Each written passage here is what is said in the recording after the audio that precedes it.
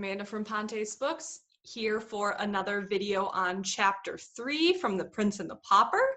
Today we're going to be taking a look at a historical tidbit. So in Chapter 3, prior to Tom and Edward meeting for the first time, the chapter begins with Tom meandering through London without really paying too much attention to where he is. But as he's wandering, he's mentioning these different landmarks. So what I wanted to take a look at is, are these landmarks still around today? Could you walk that same route that he did? So our historical tidbit for today is Tudor London. Taking a look at what London was like in Tudor times. So the specific quote from The Prince and the Pauper, again, it's kind of a long one because there's just a lot that gets mentioned and I wanted to cover it all. So by and by he, meaning Tom, found himself at Temple Bar. The Strand had ceased to be a country road then. Tom discovered Charring Village presently and rested himself at the beautiful cross built there by a bereaved king of earlier days. Then idled down a quiet, lovely road, past the great cardinal's stately palace, toward a far more might and majestic palace beyond, Westminster. So that's from page 8. If you can tell from my ellipses in there, I cut out different parts, but I kind of included in my quote the different locations that he mentioned. So we'll take a look at those and try and track his route that he walked to get to Westminster.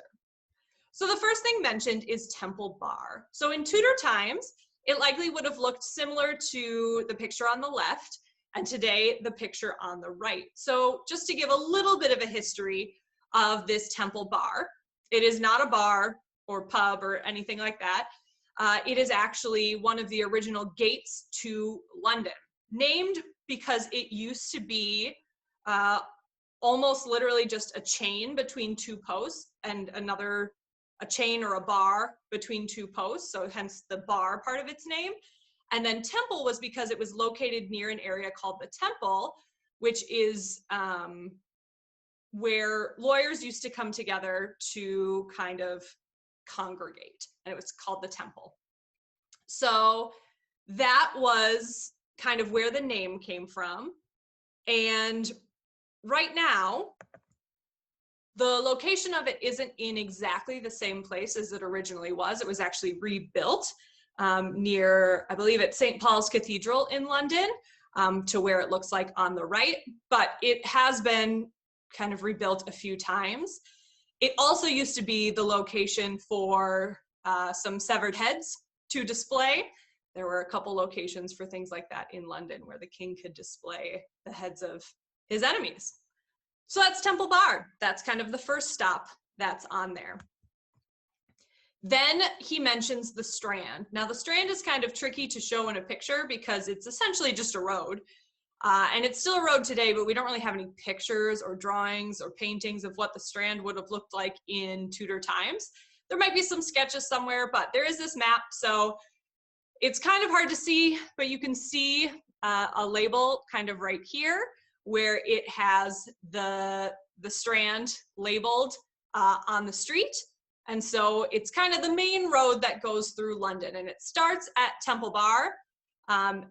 Nowadays, it starts at Temple Bar and goes on to Fleet Street is kind of the main area of it. In the original drawing, it's kind of hard to see where it starts and stops. The modern day, you can still see the road that is labeled as Strand. And if you look at the underground stops, you can kind of see one that's named Temple, and then one that's named Charring Cross, which is actually going to be our next stop that he mentions. So he talks about Charring Village, and so in Tudor times, again, it's more of an area than it is a physical building, so it's hard to show, but there is a map that shows Charring Cross, and you can see on the map, I believe that's, again, the location of the underground stop. It was named for that because there was a word in Old English, and I'm not sure how to pronounce it, but it basically meant a bend. And so it showed where there was a bend in the Thames River, which is the river that this street is kind of following along. And cross came from the fact that there was a cross located in that area that was pretty ornately decorated and made that area stand out. So that's the next thing to focus on. That cross was actually an Eleanor Cross. So the Eleanor Crosses were created by King Edward I. So in our story, we're looking at Edward VI. So this is Edward I. So this is quite a while before the times of the Prince and the Pauper. And so it was this ornately decorated cross that he made multiples of and placed them throughout the city along the route where his deceased wife had kind of been processed through London after her death. So they were in memory to her. So in the story, it mentions that he paused underneath the cross that was created by a bereaved king in earlier days. That's who he's referring to. That's this. Nowadays, this cross that used to be located in Charring is located again in a different location, and I believe it's a replica. It's not the original that was moved, but you can still kind of see what it originally would have looked like. You can see it's pretty ornate and beautiful. So then, after that stop, his next mention is Westminster. So Westminster in the story, from what I can tell, is described as the palace where Edward VI and Henry VIII are living.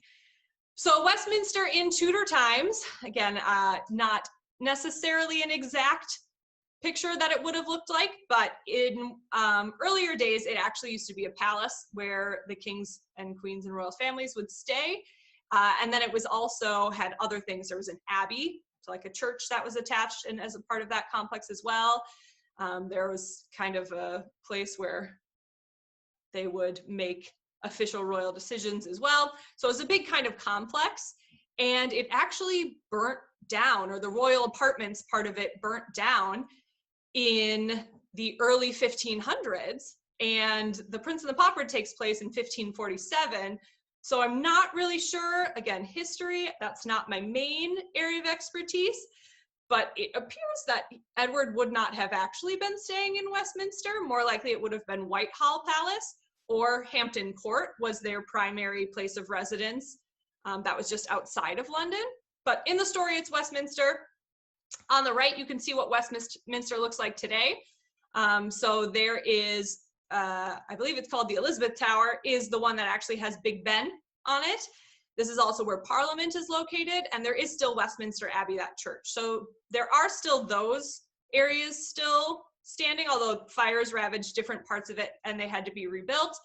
But the royal apartments where the royal family would have actually stayed no longer is standing. But that's the end of his route in the story.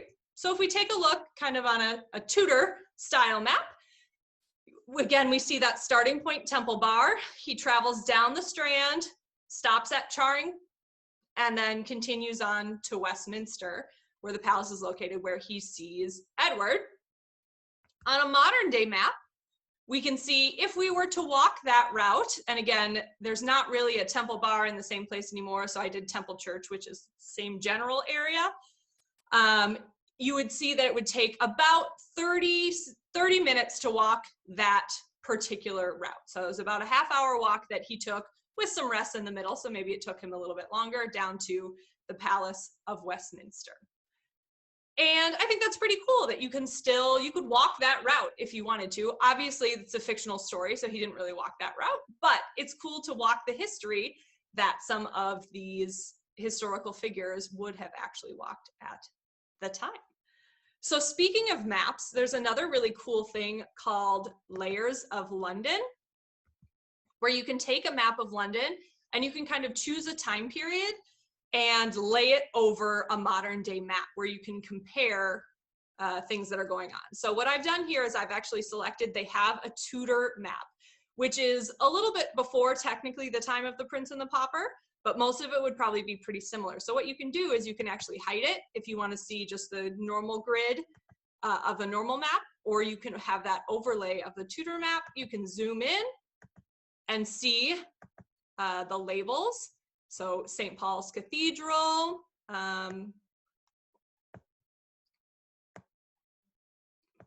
see if I can try and find our spot that we were just focusing on. Of course it can't. So, I mean, you could play around with it and find different things. So then they have these little landmarks that are on here where you can see different things, and you can compare whether they were on the old map and the new map. So it's pretty cool. I'd check it out if you like that sort of history stuff. But that's all for today. Have a good day.